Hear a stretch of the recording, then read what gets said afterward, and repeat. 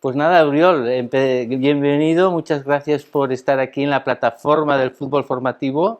Cuando oí tu historia, dije, esto hay que traerlo a que lo conozca todo el mundo porque nos va a ayudar muchísimo y va a ser un impulso importante. Soy Oriol Prat. Ahora mismo, desde hace 4 años, soy coach experto en PNL, en programación neurolingüística. Soy coach emocional y coach deportivo. Bueno, a mí me llamó mucho la atención cuando yo en las redes, pues estoy en diferentes grupos de padres, a veces, de gente que por diferentes, o por temas profesionales o por temas familiares están metidos en el fútbol formativo. Y bueno, es un tema que a mí, primero, me apasiona, el fútbol ha sido y espero que siga siendo mi vida en diferentes ámbitos. Luego mi familia toda está muy vinculada en el fútbol, mi hija juega fútbol, mi hijo hasta este año está ahí pensándoselo. Y hay algo que realmente pues, me llamó mucho la atención de todo lo que yo leí y os escuché, tanto a ti como a Gorka, como con el que haces ahí el de la territorial de Baix Llobregat. Salva. Ahí le he leído mucho también. Buah. Increíble. Le he leído muchísimo también. Y entonces pues me quise poner en contacto contigo porque evidentemente, después de, como te contaré ahora, después de haber jugado muchos años a fútbol en fútbol formativo, en un club como el Girona, no era el Girona exactamente, porque antes el Girona no tenía fútbol base, lo que tenían eran equipos que eran filiales. Ahí está. Yo estaba en la Peña Esportiva Bons Aires, que durante muchos años fue el filial del... tenía mucho nombre. Sí, muchísimo. De hecho, aún existe, pero está en Sal, ya no está en Girona. Pero la Peña Esportiva Bons Aires, bueno, yo tengo grandes amigos que nos vemos con Nan Rivera, que jugó en el Español, jugó en el Alavés en Primera División, el Español en Primera División, nos vemos cada mes, nos tomamos un café juntos, porque estuvimos 8 años, desde infantiles hasta el primer equipo. Yo fui siempre con Nan Rivera, yo no llegué a Primera División, pero con Nan Rivera nos reímos porque yo fui el primero de todos los de nuestra quinta que empezó a entrenar con el primer equipo del Girona. Fui el primer crío, porque era un crío entonces. ¿Cuántos años tenías, más o menos? Yo ahí tenía unos 16 años. Unos 16 años. Que en aquella época no se debutaba en Primera División tan No, joven, por eso ¿no? era muy extraño que un chaval con 15, 16 años, que era primer año de juvenil, ya empezara a entrenar con un primer equipo. Yo tuve dos entrenadores. Hubo 2 entrenadores en el Girona en 2 épocas diferentes, cuando yo era mi primer año y mi tercer año de juvenil, que me llamaron para entrenar e incluso debuté en una pretemporada con el Girona, que fueron Xavi Agustí, que es un entrenador de los más importantes que ha habido en Girona, y Alfonso Muñoz, que también fue un entrenador muy top. Entonces eso quiere decir que tú debías ser muy buen jugador, porque si se fijaban tanto en ti, sí, ¿no? Sí, yo empecé, mis padres eran antifútbol, te estoy hablando de hace 1000 años, yo vivía en Santa Coloma de Farnés. Yo soy de Barcelona, nací en este barrio, yo nací en la Rambla del Prat, pero a los 2 años nos fuimos a Santa Coloma de Farnés porque mi madre fue una de las 3 periodistas que fundó el diario El Punt. Hombre, sí, El Punt Sí, Diari. El Punt Diari. Pues ella fue una de las 3 periodistas que lo fundó.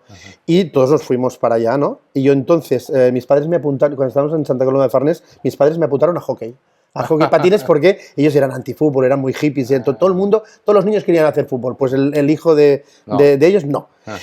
Pero yo jugaba en el colegio y en Santa Coloma de Farnés había una particularidad, que es que el patio del colegio era el campo de arena del Farnés, del Club Olímpic Farnés. Y me vieron jugar con los niños. Y ahí el Club Olímpic Farnés se fijó en mí y me dijo, nada, era un pequeñuelo de... ¿Cuántos años? Pues ahí debía tener, hacia sexto de GB, hacia séptimo de GB, sexto de GB, sí, por ahí, sí, 11, 12 años debía tener. Y yo era jugador de calle. Era jugador en la plaza de mi... La mejor escuela, ¿eh? Totalmente, o sea, totalmente. Y bueno, el Club Olímpic Farnés se fijó en mí, empecé a entrenar con ellos, a jugar con ellos, pero aquel año, por temas laborales de mi madre, nos fuimos a Sal, a Girona. Y yo empecé con el equipo del pueblo, con el Sal. Y estuve 1 año solo jugando en el Sal, me vio el Girona, la Peña Esportiva, el filial del Girona, y nos fichó a 3 jugadores del SAL, nos fuimos los 3 directos a la Peña Esportiva Buenos Aires, y ahí empezó un sueño brutal, por una parte, porque, bueno, a mí el fútbol me apasiona, es ¿De qué jugabas tú? extremo. Extremo. Toda la vida he jugado con el 11. Muy rápido. Muy rápido.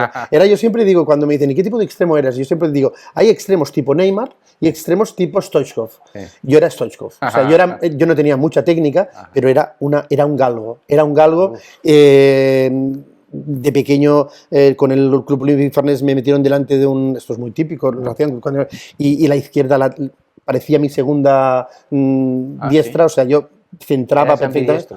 Totalmente. Te hicieron ambidiestro. Me hicieron ambidiestro. De esto me gustaría hablar, ¿eh? Sí, pues me hicieron. ¿Cómo lo conseguiste? Entrenando, o sea, me dejaron muy claro desde el principio que mi sitio era de 11 y que tenía que aprender sí o sí a dominar, a regatear y sobre todo a acabar.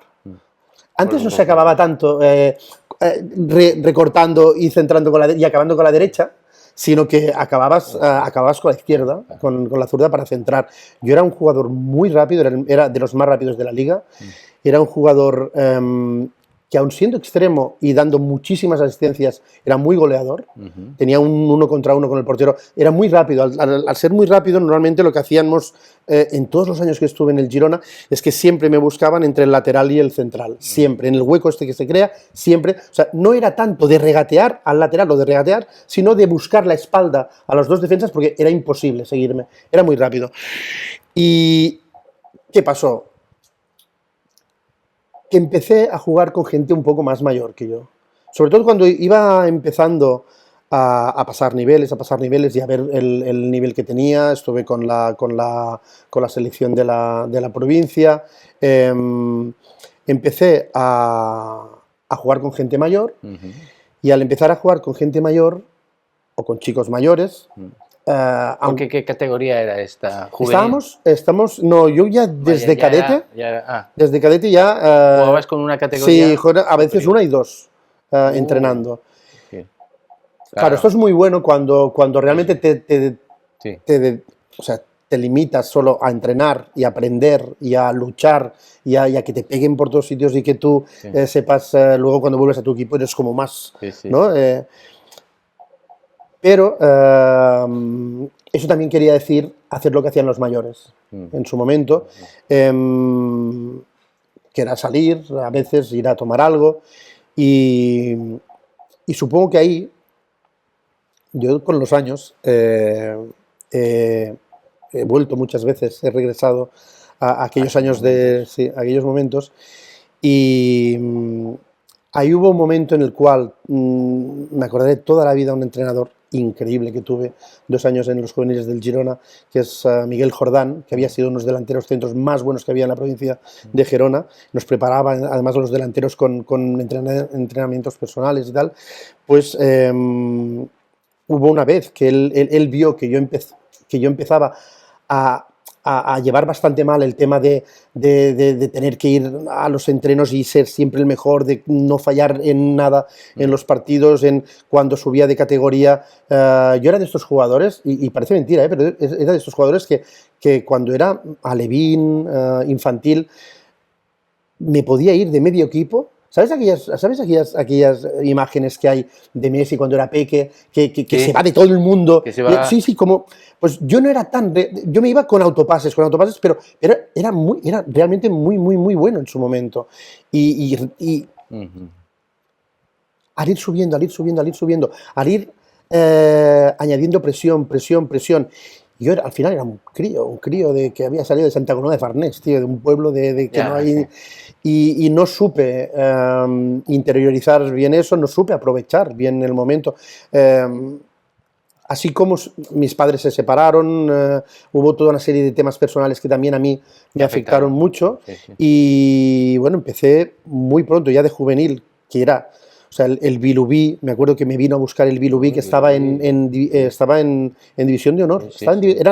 Solo había 2 equipos en Girona, me parece que si no recuerdo mal, entonces era el Figueras y el Vilubí, que estaban en División de Honor. Nosotros estamos en Nacional.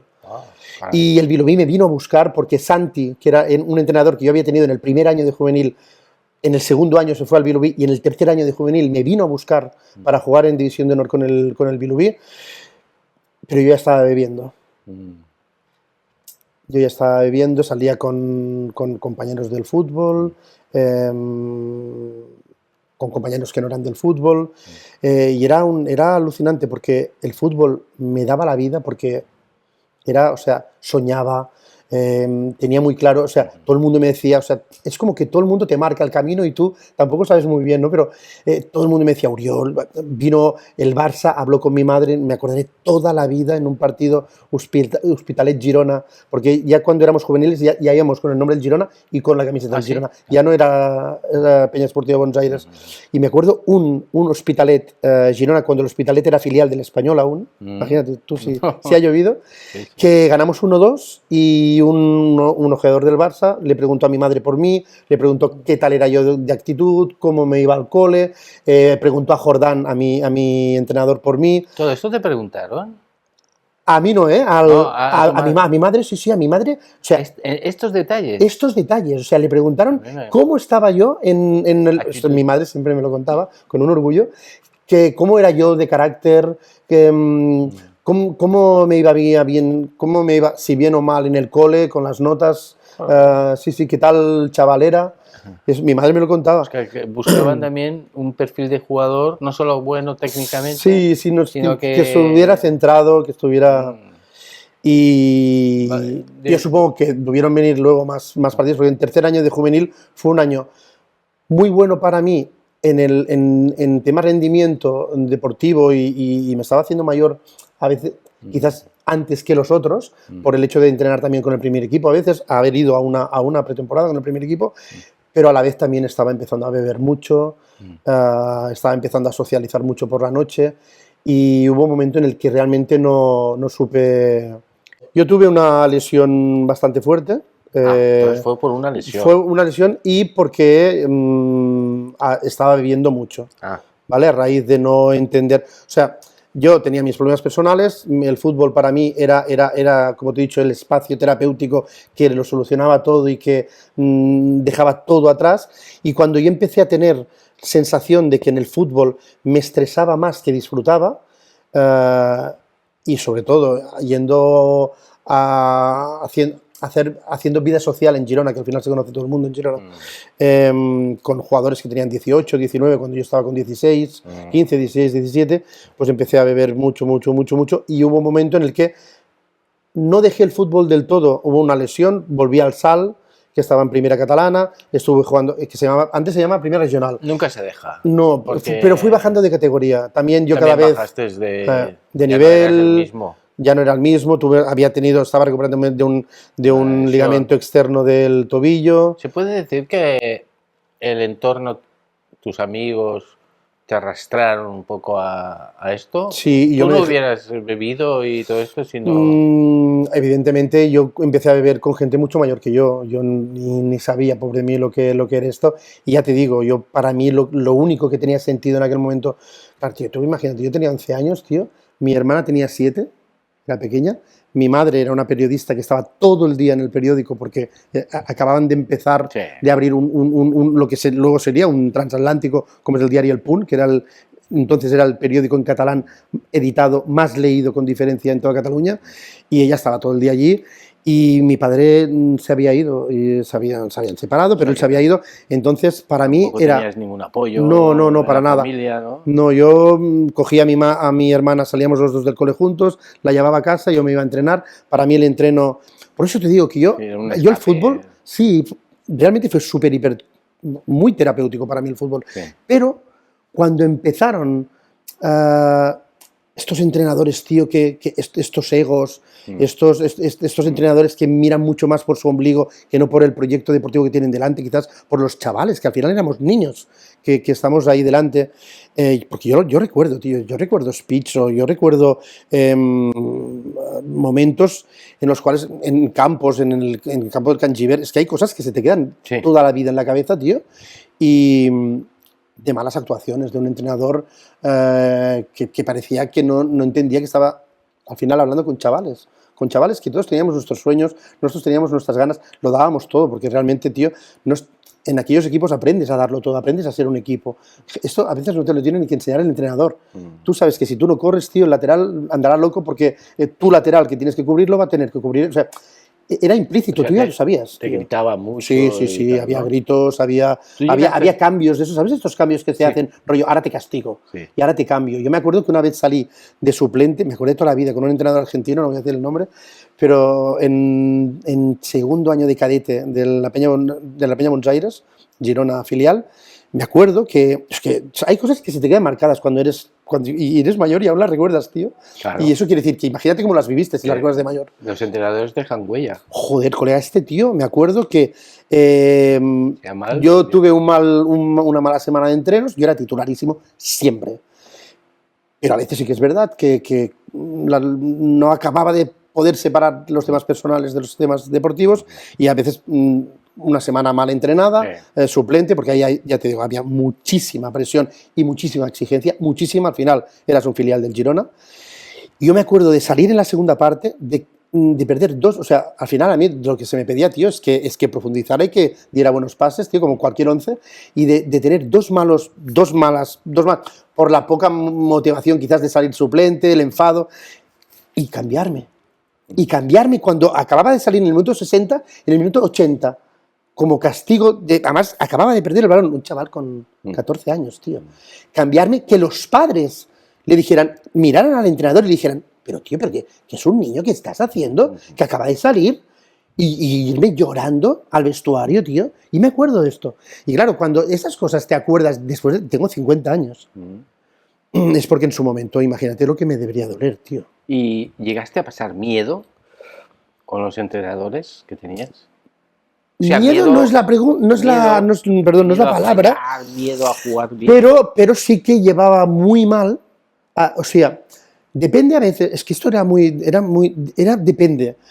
de cómo había ido la semana de entreno, sí que a veces te daba cosa que te dieran el balón, ¿sabes? Porque veías que no tenías la suficiente, y aparte ya te digo, tío, yo no era un tío técnico, o sea, nosotros en el Girona teníamos 3 o 4, éramos 2, a veces hasta 3 por sitio, y yo competía con chavales, tío, que hacían unas virguerías con el balón. Pero tú eras muy rápido. Pero yo era súper rápido, era muy directo, era ambidiestro, era el único ambidiestro en el equipo.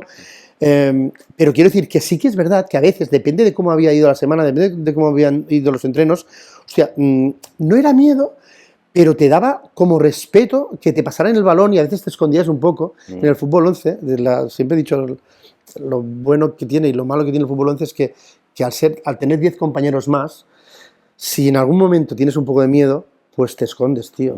Y quizás hasta a veces no se nota mucho que te escondas, ¿sabes? Aquello que no, cuando el lateral tiene el balón, pues te pones un poco como queriendo empezar a hacer el amago para que no te la den en el pie. A mí, me has recordado algo, a mí había veces que sí que me daba miedo recibir el balón en los pies. ¿Te quemaba el balón? Sí, me quemaba, tío, porque, repito, porque es así, yo siempre le digo a mi hijo, tío, yo tuviera el talento que tú tienes, cuando yo tenía tu edad, tío, y vamos, hubiera reventado, porque a mí me quemaba un poco el balón, porque yo sabía que no era un tío que delante del lateral iba a hacer una bicicleta o iba a hacer una croqueta y me iba a ir, sino que a mí normalmente es eso, si me la daban era autopase y zambando, o pase a la espalda de... O quizá también te faltaba autoestima, ¿no? Segurísimo. De no intentar cosas que a lo mejor segurísimo. A veces, y ya te digo, fue muy curioso porque el primer año que yo estuve en Vilamaya, eso me acuerdo perfectamente, yo había tenido un tercer año brutal de juvenil.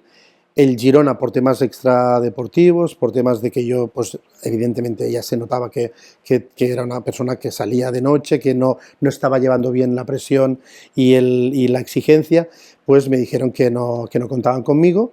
Me ficha el Vilamaya y hago un año. O sea, el Vilamaya, segunda regional, antes se llamaba segunda regional, primera regional, segunda regional, tercera regional, segunda regional, ahí jugando contra equipos del Empordà, unos campos de hierba descomunales, como era el Empordà, con la lluvia, tal, o sea, unos campazos brutales. Hice un año, que por eso el Girona luego me llama para ir al Girona B, ¿vale? Soy uno de los jugadores elegidos de los que habían echado, para volver a la disciplina del Girona, para intentar ir subiendo al Girona B las categorías. Porque hice un año, ¿pero por qué? Porque me fui con mi entrenador Miguel Jordán, que me había tenido 1 o 2 años en juvenil, 2 o 3 chavales, con Jordi Roche. Jordi Roche se presentó para ser presidente de la Federación Catalana de Fútbol, sí. Y se llegó a presentar, lo que no tuvo, para el Barça, para presidente del Barça, Jordi Roche. Este era compañero mío en el Girona y en el Vilamalla. Fuimos 2 o 3 jugadores descartes del Girona, y aquel año yo noté mucho, tío, que no había presión. Jugábamos sí, éramos los de Girona, veníamos siempre con el coche del entrenador y éramos los del Girona, los descartados del Girona, que íbamos a reforzar al Vilamalla, pero fue un año brutal, nos lo pasamos súper bien, no había presión, vamos, hacíamos unos entrenos descomunales, yo en los entrenos disfrutaba otra vez, como un loco, y te estoy hablando que debía tener 17, 18, después del tercer año de juvenil entonces, por ahí. O sea, que me estás diciendo que el entrenador es lo que al final hace que tú disfrutes o no disfrutes en el fútbol. ¿Es así? Te diría que en un 80%, tío. Te diría que en un 80%. Es yo te puedo decir, tengo 50 años, te puedo decir el nombre de mis 3 últimos entrenadores cuando aún parecía que yo me podía dedicar a jugar a fútbol de manera profesional. Te puedo decir lo que me decían, te puedo decir cómo me lo decían, te puedo decir, porque me acuerdo. De hecho, con Miguel Jordán, imagínate, tengo aún contacto con él, porque para mí fue... ¿Qué recuerdos tenías de estos entrenadores? ¿Qué te decían? ¿Cómo te motivaban? Sobre todo, por ejemplo, Miguel Jordán era un tío que cuando estaba con nosotros aún, y eso para nosotros era muy importante, hoy en día yo creo que eso también es importante, era un jugador en activo, era uno de los goleadores más importantes de la provincia de Girona, era un 9 muy, y era un entrenador que sabía lo que te tenía que decir para motivarte, que sabía que tú no le tenías que decir mucho cuando tú no tenías un buen día para que él te cogiera, dejara el segundo entrenador a cargo del entreno y te cogía individualmente y te hablaba y te hacía un poco vomitar el por qué aquel día no estabas del todo bien. Era como un psicólogo, tío, siempre se lo decíamos, ¿no? Era un tío que era como un psicólogo. Y es que tiene que ser psicólogo. Sí, bueno, tío, es que yo me di cuenta de que al final, mira, yo siempre pongo este ejemplo. Yo no era un mal estudiante, tío. Y yo recuerdo de tener unas notas increíbles en algunas asignaturas un año y el año después, en las mismas asignaturas, las notas bajaban a saco. Era por el profesor, tío. Porque no me motivaba, porque no me daba. Y en el fútbol es que es exactamente lo mismo.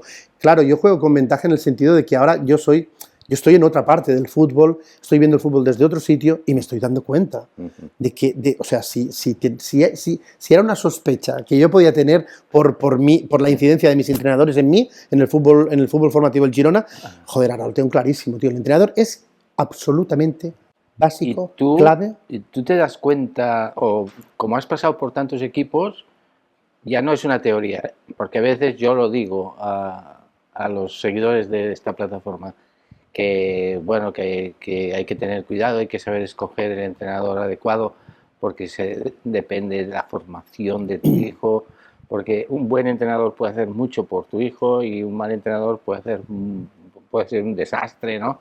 Entonces, ¿tú notaste que había entrenadores de vocación y entrenadores sin vocación?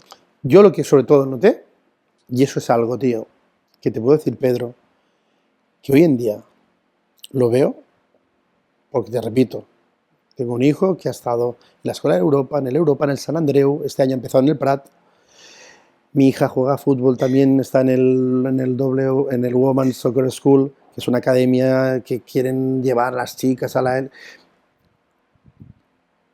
Por mi vivencia y por lo que yo estoy viendo hoy, más que vocación o no vocación, que evidentemente un entrenador con vocación es increíble, porque lo ves, es que lo notas, es que no hace falta, es que es como te dice las cosas a veces, ¿no?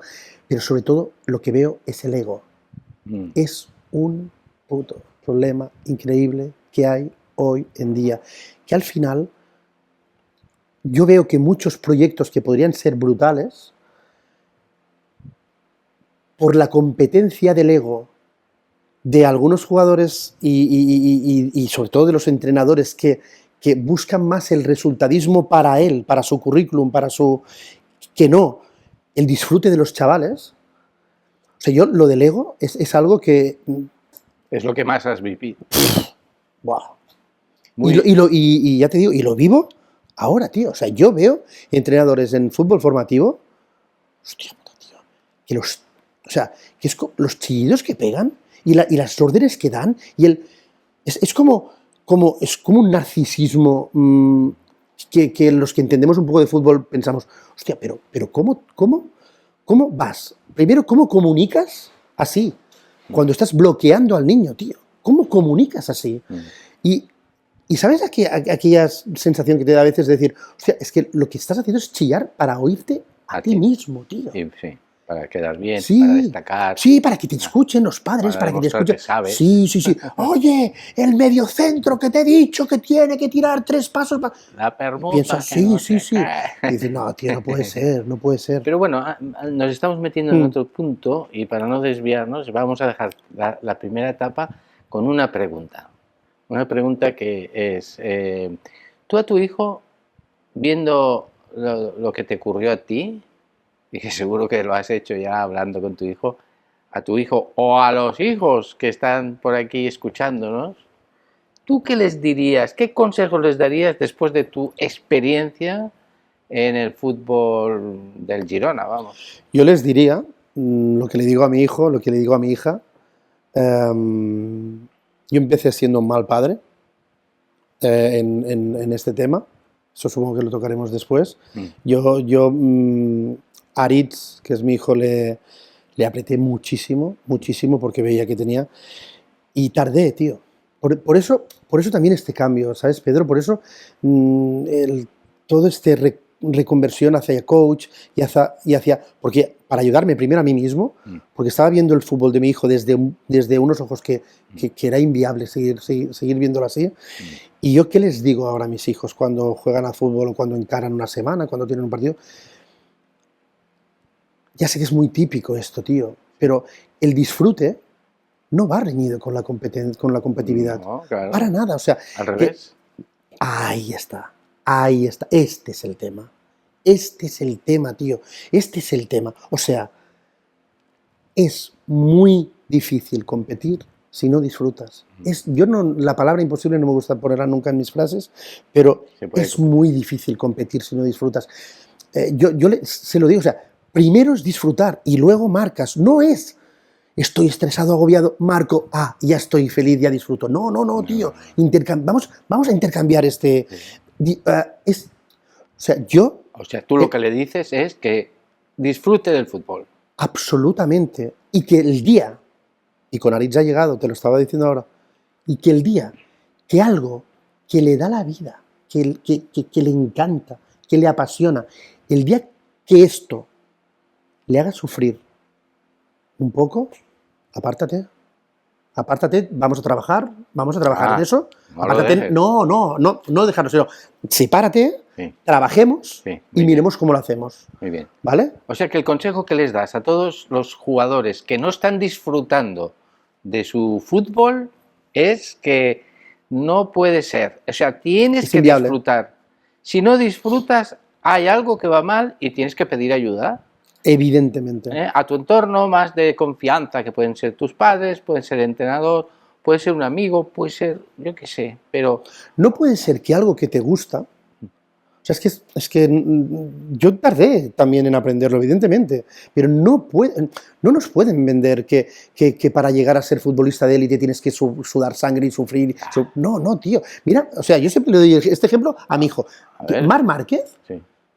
Bueno. No me dirá que no es un deportista de superélite. Sí. Es un tío que tiene siempre la sonrisa en la cara. Siempre. Y se nota que disfruta. Quiere decir que se cae 1000 veces, mil lesiones, que tiene clavos por todo el cuerpo. O sea, sufre, pero disfruta con su deporte. Claro, porque yo estoy convencido, no tengo el gusto de conocerle, pero soy coach. Y ahora hay cosas que ya sí que me llegan, como Rafa Nadal, por ejemplo. O sea, tú ves que disfrutan de lo que hacen y que, hostia, tío, cuando tú ya lo has ganado todo y ya ni económicamente te hace falta, ni deportivamente te hace falta, y sigues aún las lesiones, aún la edad, es porque te encanta, y es porque disfrutas, y es porque, tío, entonces, vamos a coger estos ejemplos. O sea, hace 2 días ha salido Ricky Rubio con Évole, Sí. contando una realidad de muchísimos deportistas de élite. Muy gordo. Durísimo. Como salió Abrines hace poco, como salió... Ha habido varios deportistas. Es que hay Iniesta, muchos, sí, por ejemplo. Hay O sea, muchos que han pasado un periodo durísimo que incluso se querían quitar la vida. Sí. Ricky Rubio, Ricky en la Rubio entrevista del otro día con Évole, dice, hubo una noche, una sola noche, y durante 1 minuto solo, pero que pensé que hasta aquí. Oye, ¿cómo podemos llevar a nuestros niños? Y Ricky Rubio lo dice, él dice, hubo un momento en que mi límite ya había pasado, y no había nadie a mi lado que me cogiera la mano, ¿Ves? y que me dijera, hey, tío, va. Pero es que yo le diría hasta a los entrenadores, a los padres más exigentes, le diría, pero si incluso vamos a ser egoístas, vamos a jugar a ser egoístas, yo quiero que mi hijo esté en la élite, sea el mejor.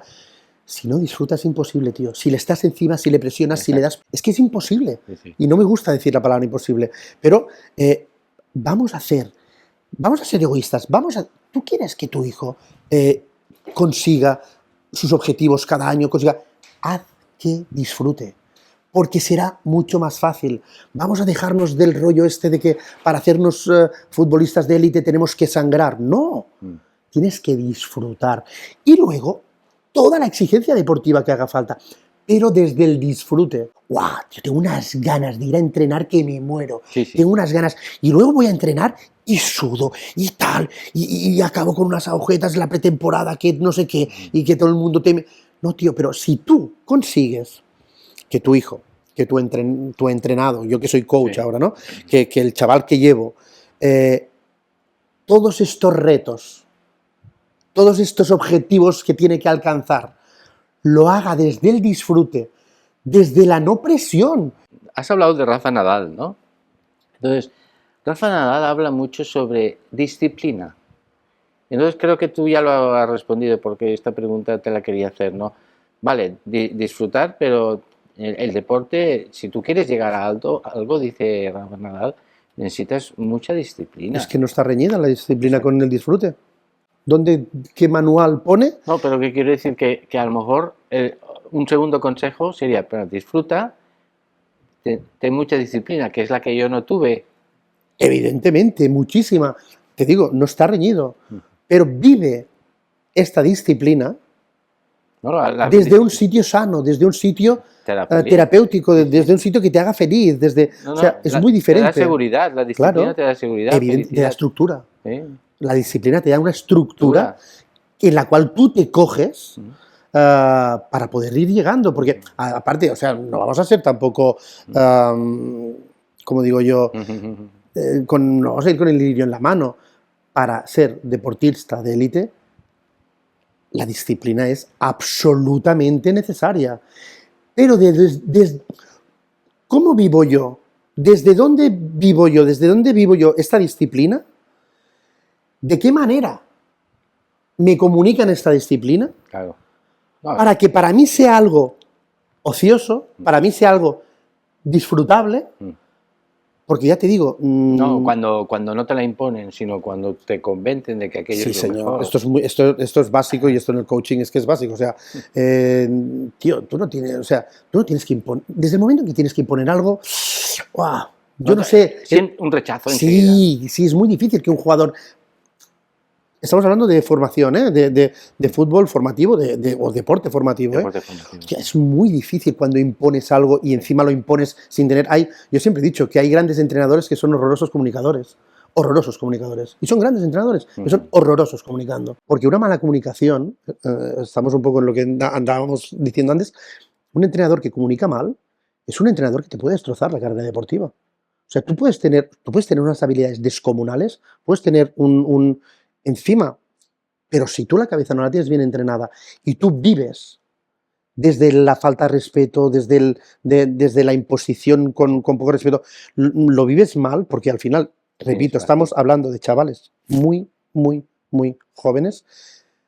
O sea, tú sabes todo el talento que se está perdiendo por ahí. Ahí, esto es una idea muy importante que yo intento transmitir también, ¿no? Que es que, claro, hay mucha gente, muchos chicos que son muy buenos, pero que no llegan a nada en el deporte porque no han podido, no se les ha apoyado, o sea, no se les ha entendido. No se les ha entendido y no se les ha sabido comunicar bien. Y la comunicación, sí, efectivamente. Yo creo que un entrenador, aparte de tener un buen equipo y de tácticamente ser muy bueno, tiene que ser un líder. Y para ser un líder, un buen líder, tienes que ser muy buen comunicador, porque tienes que saber llegar muy bien. Yo sé que a veces les pedimos mucho, quizás, no sé. ¿Es vocacional o no? Porque claro, si no es vocacional, te da igual que el chico este sea o le tenga el problema tal, yo voy a ganar. Te voy a decir más, Pedro, yo creo que un entrenador tiene que ser vocacional como un médico, tiene que ser vocacional como un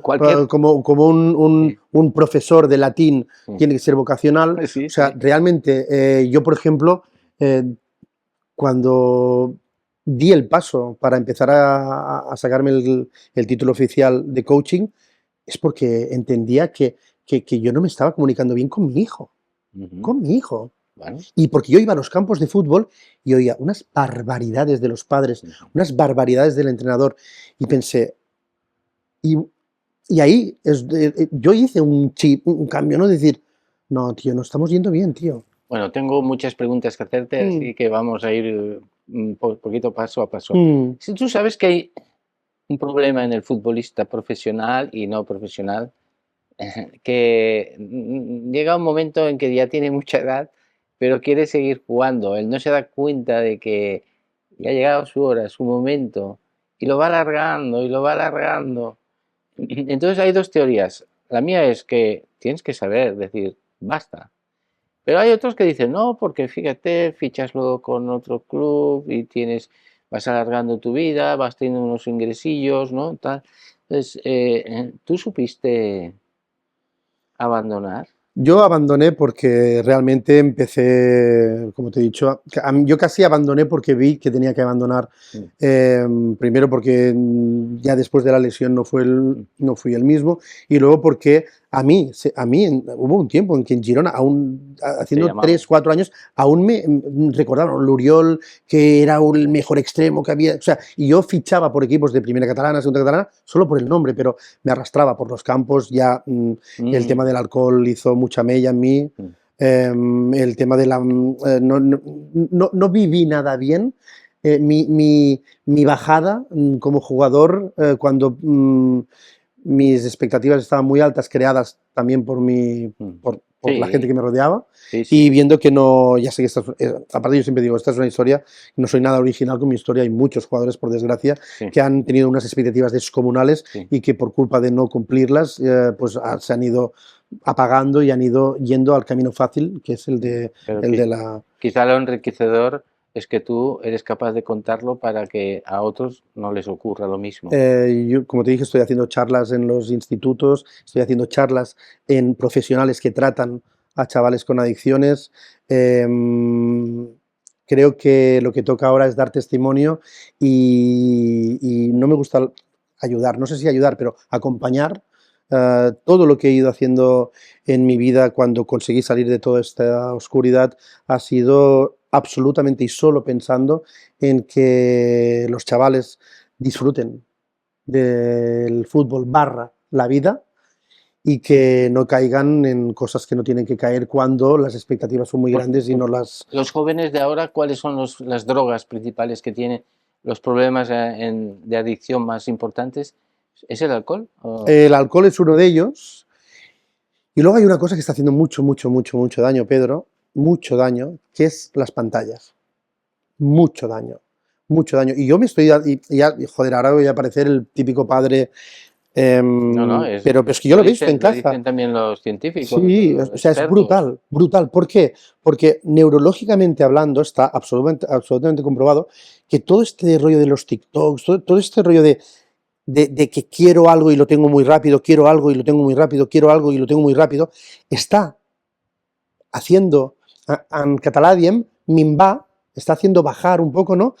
La capacidad de entender que las cosas sin esfuerzo y a larga distancia es muy difícil conseguirlas si tú no tienes lo que decíamos antes, ¿no? Esta disciplina, esta estructura, y saber que hay metas que son objetivables a corto plazo, pero que hay algunas que son a largo plazo.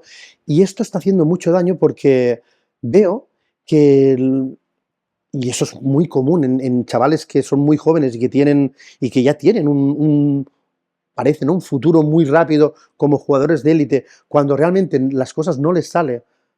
A mí me gustaría mucho, tío, o sea, realmente, que no entrevistaran tanto como testimonio, quiero decir, como un tema pedagógico y terapéutico para tantos y tantos y tantos y tantos niños que su sueño es llegar allí. Que no hubieran tantas entrevistas a Casado, a Lamine Yamal, y que hubieran muchísimas más entrevistas a todos aquellos chavales que se han quedado en el camino, para que dieran testimonio,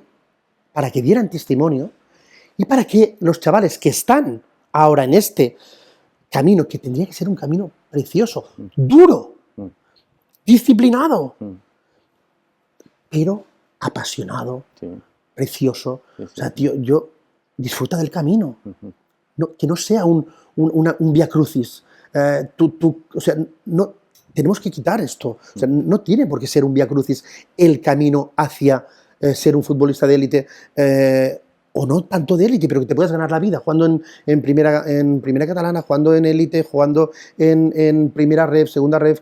Bueno, te quería hacer una pregunta pasando ya a otra fase, ¿no?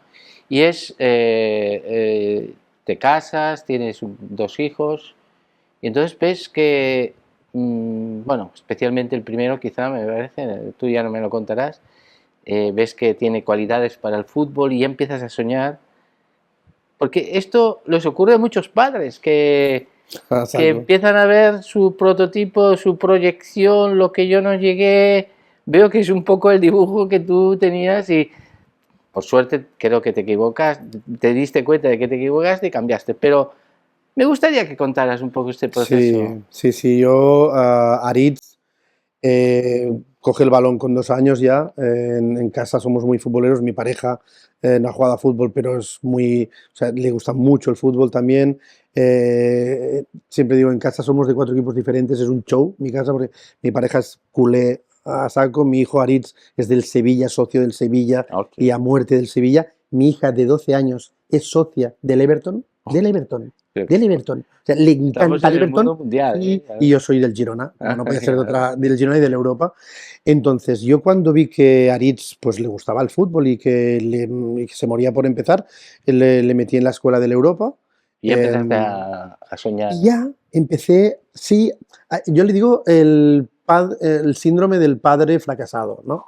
Es muy duro y me lo aplico, por eso yo siempre no hablo de mí, porque así fue. Yo empiezo a ver a Aritz y empiezo a presionarlo mucho en casa, o sea, no solo en los yo veo que él disfruta, que él es muy bueno, que él es extremo, como yo, como su padre, pero con un talento, ¡buah!, un tío, un freestyle, de estos que sí, bicicletas, que sí tal, que sí cual, y bueno, mete goles en la etapa de Alevín, mete 200.000 goles en la Escuela de la Europa, lo pasan a Federado, Fútbol 7, él y Unai, que es un compañero suyo, eran el terror de cualquier defensa, y empiezo a notar que a mí me sube una adrenalina brutal al ver que mi hijo tiene incluso a su edad mucho más talento del que yo tenía.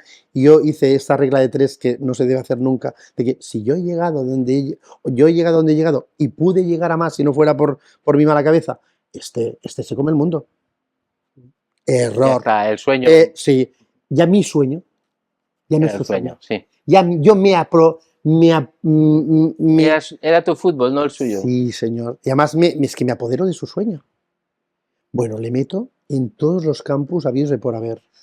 O sea, él desde los 12, sus veranos son campus.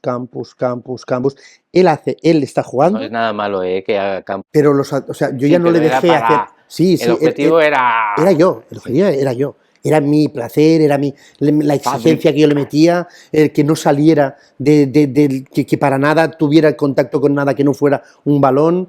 Él entrenaba 3 días a la semana y un cuarto hacía tecnificación en la escuela de Jordi Alba, de mi gran amigo Nico.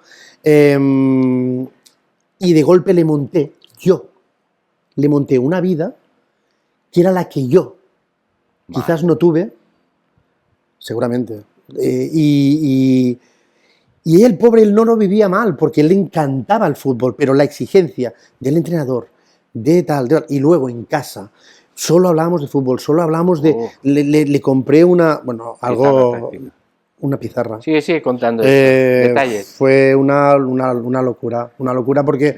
¿Le grababas los partidos? Le grababa los partidos, Le analizabas luego. Sobre todo, lo más heavy, que es que yo me he dado cuenta luego, que es cuando yo lo veo, que me pongo... ¿Sabes que dicen que a veces el peor... o sea, el más intolerante con un fumador es un exfumador? Sí. Pues yo ahora me he dado cuenta de todo esto, Claro. y claro, me pongo... que yo oigo a algunos padres y digo, yo me pongo de los nervios y luego pienso, pero Uri, es que te pones de los nervios porque antes eras tú este. O sea, claro, Aritz, coge tú el balón y tira tú la falta. Y claro, el entrenador me miraba, y yo me acuerdo que el entrenador me miraba, y como Aritz era el mejor del equipo, no se atrevía a decirme nada tampoco el entrenador. Me venía al final del partido y me decía, oye, tío, córtate un poco, tío, porque claro, claro, yo le digo qué tal, o le digo este movimiento, o el córner no lo chuta él porque me interesa que él reciba el balón para qué tal, y tú le dices que chute el córner, es que te hace caso a ti, Uriol, y no puede ser eso. Y yo no lo veía, tío, estaba encegado, tío. Que ibas a hacer la... Y estaba creando un monstruo del fútbol. Oh, Y al final era un chaval qué historia, joven, pequeño. Mucha presión, ¿no? Muchísima. Además todo, bueno, que mañana hay que ganar, ¿no? Muchísimo. Eso ocurría, ¿no? Bueno, piensa que Aritz dejó de tomar Coca-Cola y cualquier bebida con gas a los 12 años, no comía fritos, o sea, casi, yo hacía que viviera como ya un jugador de élite cuando era un niño pequeño, que le encantaba el fútbol, pero que no hacía falta toda esta presión, todo este rollo que le estaba metiendo yo, toda esta presión tan bestia. Él, siendo un jugador como era, que era un jugador muy bueno, teniendo los entrenos que tenía, teniendo el entorno que tenía, si había de pasar algo, ya pasaría. Claro. Pero yo, evidentemente... Estabas obsesionado. Absolutamente. ¿Y es cambiable una persona así?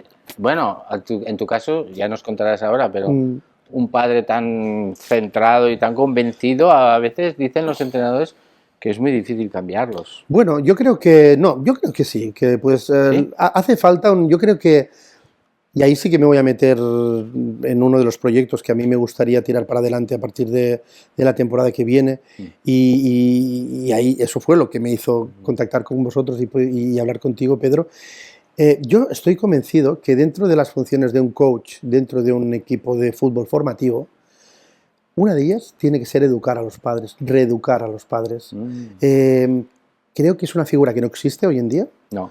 Yo sí que sé que hay clubs que hacen una reunión al principio del año con los padres y les dicen, oye, sobre todo tenéis que respetar al árbitro, pero ya está. Sí. Pero luego hay los padres, pues eso que ya te digo, yo ahora tengo a mi hija en el Women's y yo voy a ver partidos de mi hija, y la entrenadora ha tenido que ir a hablar con padres para que dejen de hablar con las niñas porque las bloquean, que es lo que hacía yo con mi hijo. Los bloquean porque al final un niño está ahí en medio del campo y recibe inputs de su entrenador, inputs de sus compañeros y inputs del padre. Y el padre es el que al final, él, dentro de que si puede llegar a pensar, pobres, que muchos se bloquean y los ves bloqueados y sufriendo en el campo, los que pueden llegar a pensar, piensan, yo le hago caso al Papa, porque claro, es que luego me voy con él. y luego en casa me va a decir, Claro. Sí. que es lo que hacía yo. Sí, Pedro, sí. es patético, pero es lo que hacía yo. Y yo me di cuenta de eso, y me di cuenta de que pensando que estaba haciendo algo bueno, evidentemente tú no lo haces pensando que estás haciendo algo malo, pensando que estaba haciendo algo bueno, veía que estaba bloqueando a mi hijo. Un tío, un chaval, un chico que disfrutaba del fútbol, que se lo pasaba súper bien, que encima era muy bueno y le estaba limitando yo. Sí, O sea, el padre le estaba limitando. sin darse cuenta, ¿eh? Sin darse cuenta, evidentemente, Pero- pensando que hacía las cosas limitando bien. mucho, ¿eh? Mucho. Bueno, totalmente. Mi hijo, ya te digo, este año ha dejado el fútbol, espero que sea un momento, porque lleva 4 años de lesiones y seguramente son 4 roturas de huesos en diferentes caídas y algo de estrés debe haber en eso.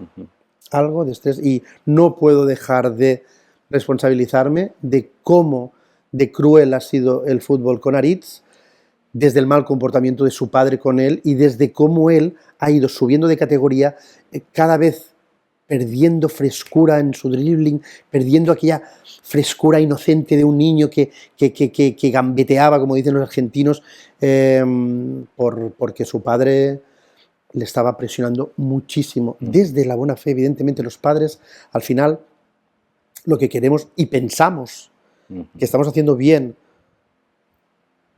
pero un padre no es un profesional. No.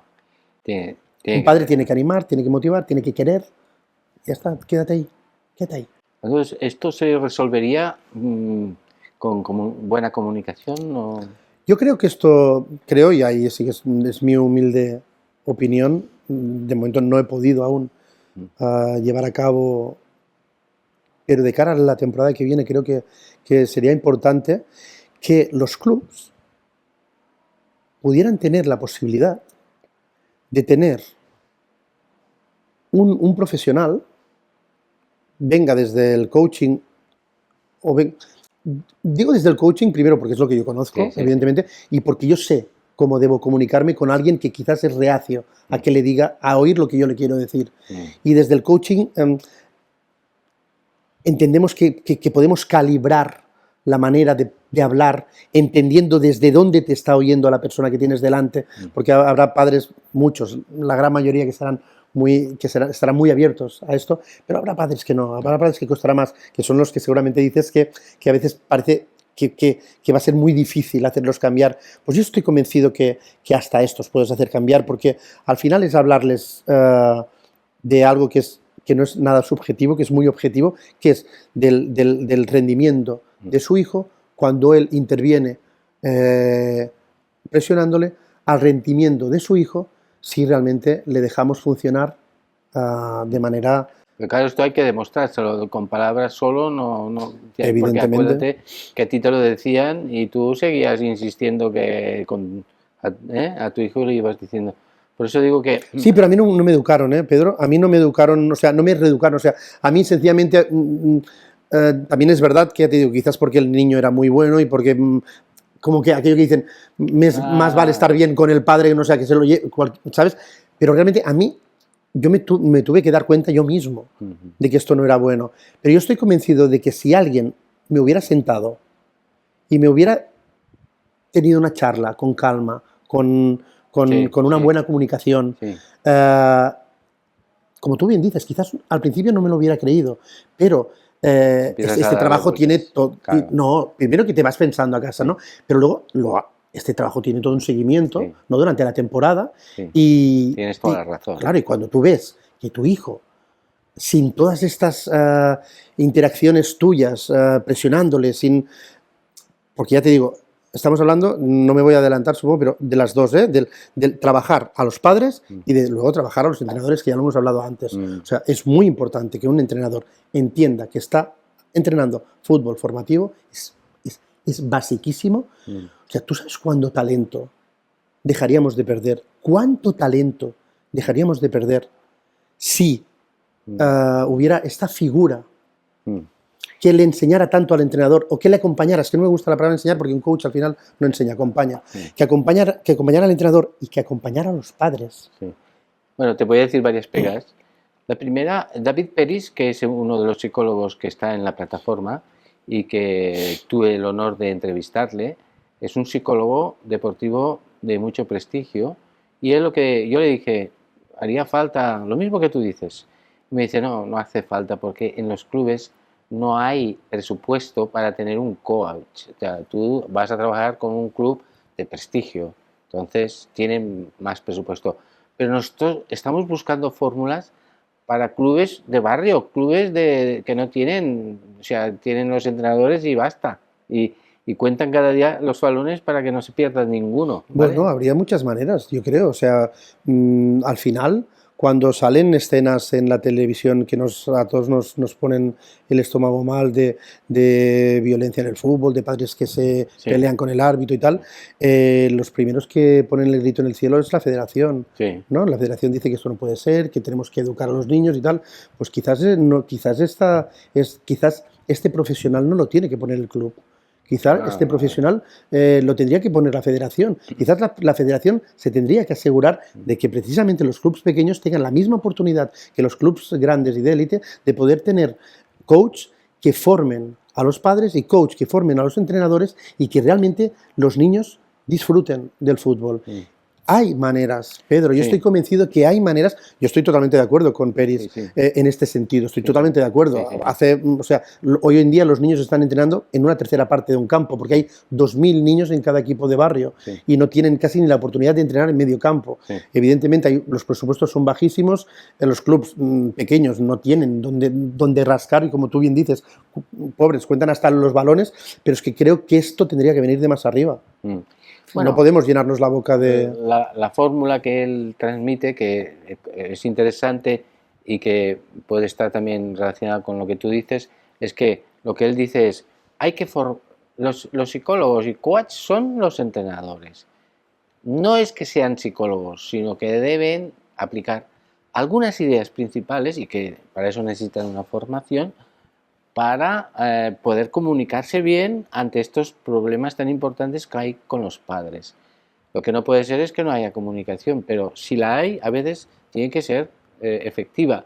Para que sea efectiva debe haber una buena formación. O sea que ahí sí que haría falta un psicólogo que podría estar trabajando unas horas en un club, otras horas en otro, otras horas en otro, y al final pues poder, con un pequeño sueldo que se le da, pues poder abastecer muchos clubes. Entonces ahí sí que creo que eso es viable en el fútbol base. Lo que no es viable es decir, no, un coach o un psicólogo en cada club y que lo ponga la federación. La federación, ¿sabéis cuántos clubes hay? Hay tantos clubes que es imposible, que no podría abastecer a todos, y además hay que pagarles un sueldo.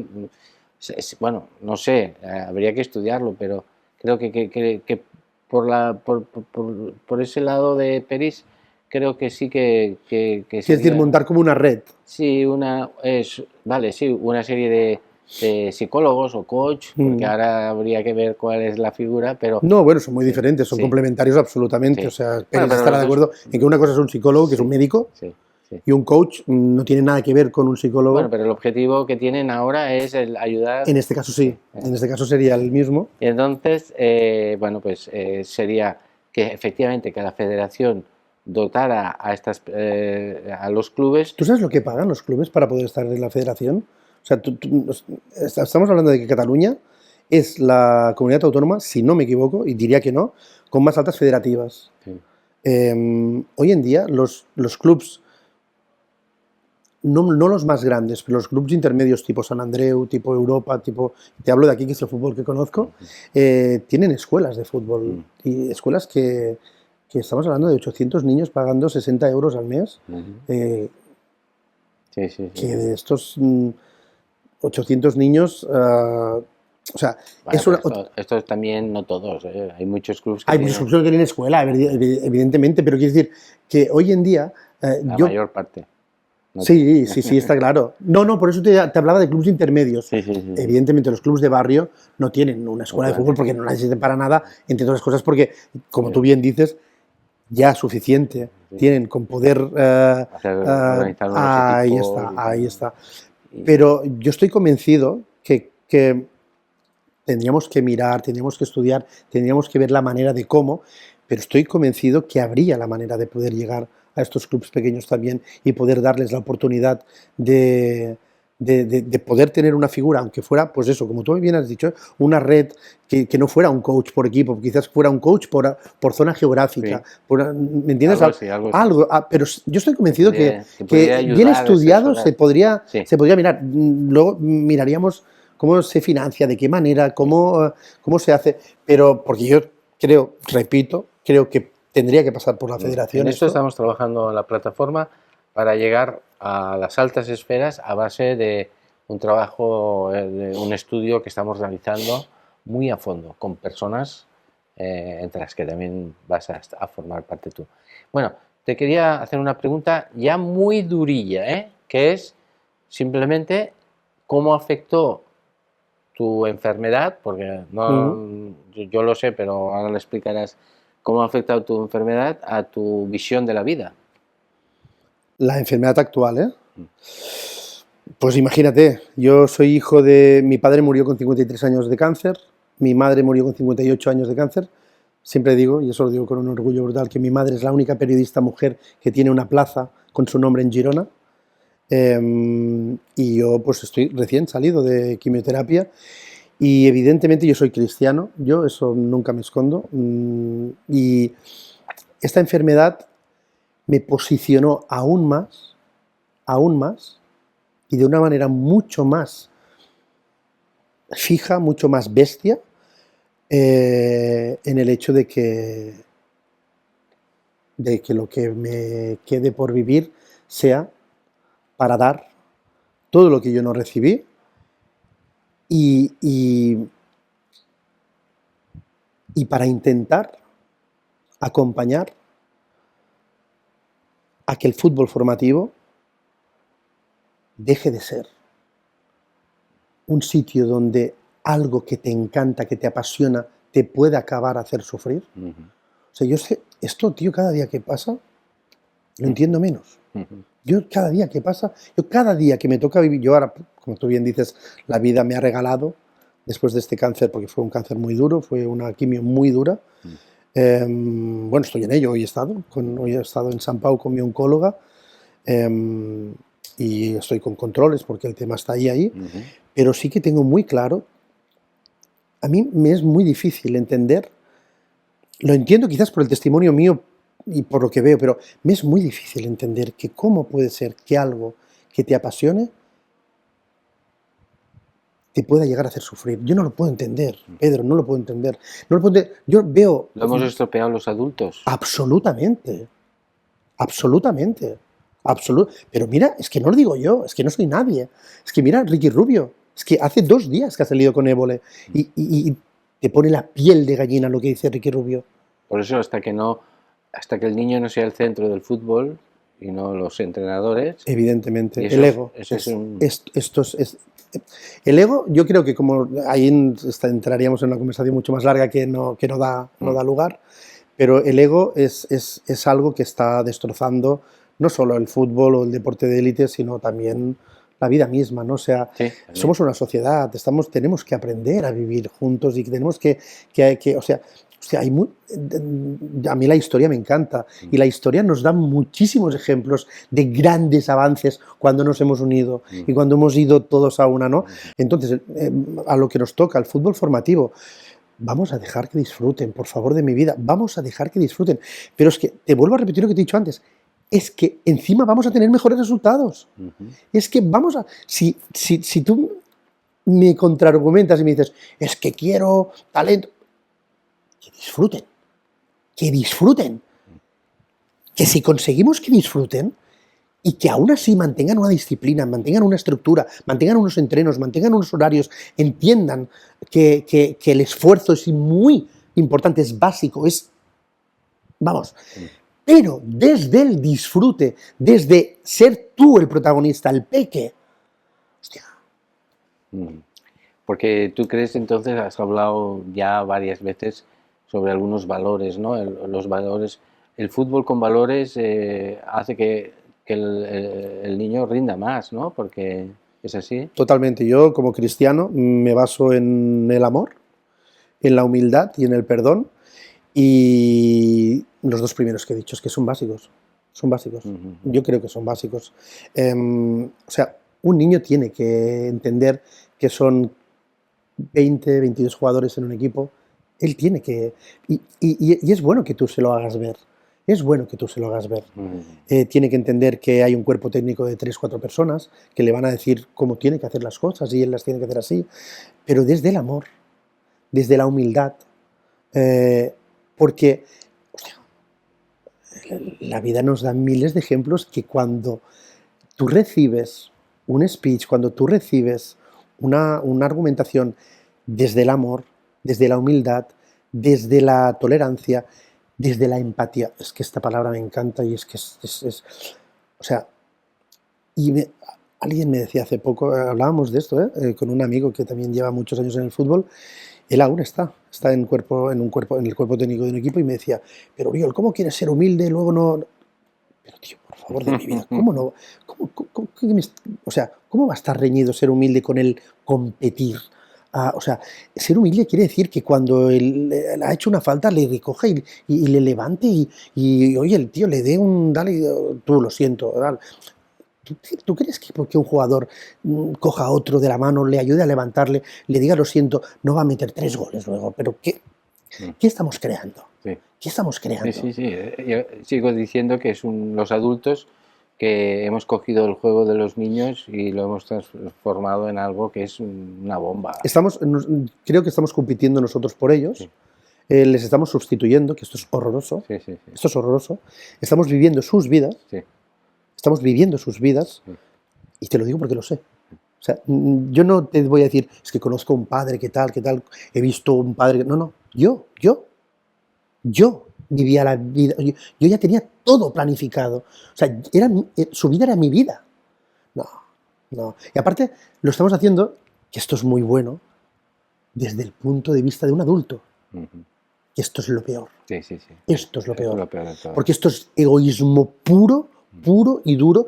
Y un padre egoísta que vive, y te digo, y te repito, por favor, que no tiene por qué hacerlo con mala fe, que quizás no se da cuenta, por eso tienes que educarle. Pero un padre con la fijación absoluta de vivir la vida de su hijo y de decidir todo lo que tiene que decidir, quizás un entrenador, quizás un coach, quizás un presidente, quizás de decidirlo todo él y de hasta el disfrute, su disfrute, disfrutarlo tú, su enojo, enojarte, pero desde el punto de vista de un adulto, que ya lo pasamos todo por el mismo... Es horroroso. De pensar yo cuando hago el ejercicio de pensar en lo que me convertí cuando iba a ver a Aritz, te lo juro, se te pone la piel de gallina y es cuando entonces dices, oye, hay que encontrar gente que piense como tú y hay que actuar, porque los niños necesitan disfrutar. La plataforma lo que busca es sobre todo no remarcar los errores que hay en el fútbol base, sino dar soluciones. Buscamos dar soluciones, ayudar a los padres, ayudar a los entrenadores, ayudar a todos a los directivos, a que cambien y darles las herramientas, porque muchos no saben cómo hacerlo. Y este es nuestro objetivo como plataforma. Yo lo veo increíble porque además, como bien dices, no es un buen camino tirarles en cara todo lo mal que están haciendo, sino es un buen camino escucharlos, cogerles de la mano y acompañarlos con herramientas y demostrarles que pueden cambiar y que deben cambiar. Pero evidentemente si tú quieres que alguien te escuche, lo que menos tienes que hacer es tirarle en cara todo lo mal que está haciendo, porque luego te va a escuchar desde otro sitio, ya no te va a escuchar desde la humildad y desde la abertura, sino te va a escuchar desde el rencor, y evidentemente lo que hace la plataforma me parece absolutamente excepcional, que es, oye, todos nos hemos equivocado, todos hemos sido padres, todos hemos... y además está muy bien que podamos trabajar gente que con nuestro testimonio Claro. podamos... oye, que te entiendo perfectamente. Pero, ¿qué me vas a contar? Si yo era peor que tú, Exacto. si yo era igual, tío, era peor que tú, ¿qué me vas a contar? Y le das Pero oye, datos. yo He he cambiado. conseguido dar un paso hacia adelante con todo Estoy esto. más feliz. Soy muchísimo más feliz. Mis peques son... mi hija, que ahora está viviendo con 12 años, está empezando a entender lo que es el fútbol, se lo está pasando divinamente. Yo voy, observo, disfruto, callo, no digo nada, nada. Muy bien, muy bien. Y de hecho, a resultas de algunas charlas que he tenido con ellas, pues con la coordinadora, quiere que le presente este proyecto de cara al año que viene para poder, Muy bien. o sea, solo ceñirme a un equipo, pero sí hablar con los padres de todos los equipos, tanto federados como academy. Eso te va a dar mucha experiencia y vas a tener más vivencias. Claro. Y te va a llenar mucho porque, claro, lógicamente... Bueno, es que, Oriol, ya tenemos que terminar, pero sí que tenía que decir una cosa, y es que tú eres el ejemplo normal de la plataforma. Las personas que formamos parte de esta plataforma somos personas que buscamos soluciones a lo que vemos que está mal en el fútbol base y damos la vida por eso, ¿no? Porque sabemos que un granito de arena y otro, somos muchos en toda España que podemos conseguir hacer cambiar esto. Entonces, lo que no vale es quejarse, como tú haces, ¿no? Que dices, no, yo he estudiado coach para tal, ahora voy a trabajar en esto, además de tu trabajo profesional, que te va formidable y tal, pero además quiero dedicar mi vida a ayudar en esto. Esto es un ejemplo práctico, por eso estamos encantados de haber podido conocerte. Pues yo encantadísimo también de poder dar mi testimonio y evidentemente de poder estar con vosotros mano a mano en lo que haga falta. Ahí me tenéis. Perfecto. Porque el proyecto me ha encantado, me enamoró desde el primer día que leí algunas entrevistas. Sí. Y bueno, lo que haga falta, Pedro, lo que haga falta. Muchas gracias. Venga.